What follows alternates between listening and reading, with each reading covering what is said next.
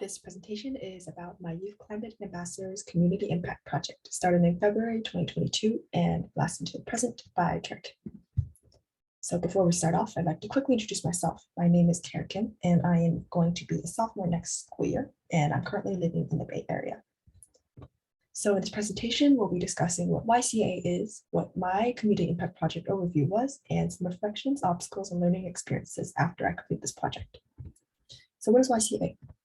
The Youth Climate Ambassadors Program is run by the San Mateo Office of Education and Sustainability and is offered to high school students in the San Mateo County area where I live. High schoolers get the chance to connect and work with peers to make change and pursue a greener future. Students learn about climate issues and then plan and implement projects in their communities. So my Community Impact Project overview. So we begin with a research analysis project where we choose to study and write about any kind of system going on planet Earth that is affecting the climate in some sort of way. I chose the food systems and later worked with peers to create a presentation.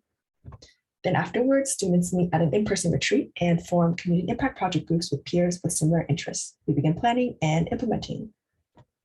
So my team, Project Plan, my group is composed of 4 people total, all from my school. We originally wanted to do an energy audit of our school, but upon discovering an energy audit of our district already done in July 2021, we decided to shift our focus more towards advocacy. We thought through advocating for many different things, but after talking to facilities managers and researching ourselves a bit more, we ruled out most options. Later, I read through the energy audit done by ABM Building Solutions that we found and saw that they recommended the installation of more solar panels at our school. Thus, we shifted our focus to solar panels. We created a petition for the installation of more solar panels at school and began sharing it. During this time, we considered setting up a booth at school during lunch on Earth Day to gain signatures, but due to late planning, we were unable to go through with the plan. With the help of YC program staff, we came up with a plan to make a public comment, which is a certain section of time during the board meeting where the public can make any sort of comment they want to address the board with, about upgrading to more sustainable practices during one of the upcoming board meetings. We began a partnership with another YCA group at school focused on LEDs and plan to do a joint presentation to the board. 2 months later, during the May 11th board meeting, myself and 2 others successfully presented shortly to the board over Zoom about the installation of solar panels and outdoor LEDs at our school. So where we are now. After the board meeting and the end of the YCA program, I was contacted by our district sustainability committee, or SSC, and presented a second time to the board in person with the SSC on June 22nd, 2022. It was an eye-opening experience. I learned that there are still financial obstacles that the board is considering regarding the installation of solar panels, but it was good to bring the issue up to them and see that they acknowledge it. As a future member of the SSC, I'm excited to work more towards implementing more sustainable change for my community. Finally, some of my reflections and learning experiences. So obviously there are some obstacles as for anything or any project or anything in life comes with. So my Community Impact Project group was not active in communication or action, so our progress was actually very slow.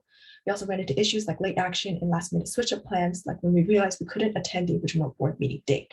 But despite all the difficulties, it was an extremely valuable experience. So some of the lessons I learned. After the meeting, I recognized that I was too stressed over insignificant things. I also did a lot of coordinating, so I learned how to communicate with adults, especially those with authority. I also learned how to step up as a leader when it's necessary to ensure progress in communication. But most of all, the most important thing that I gathered from this project was that what I value most in my team is trust. When I'm asked to do something, I want the person who asks to be able to trust that I will fulfill the task. During this project, I realized that being able to have that mutual trust where my teammates and myself recognize that we will do what we need to do, that is really the most important part of teamwork and helps with almost anything that you want to do as a team. So some final statements for everyone to remember in case you just forgot everything I just said. So number 1, hardest experiences are the ones that teach you the most. I'm sure everyone's heard this many times, but I really learned this firsthand after I completed the project, and I want everyone to keep this in mind.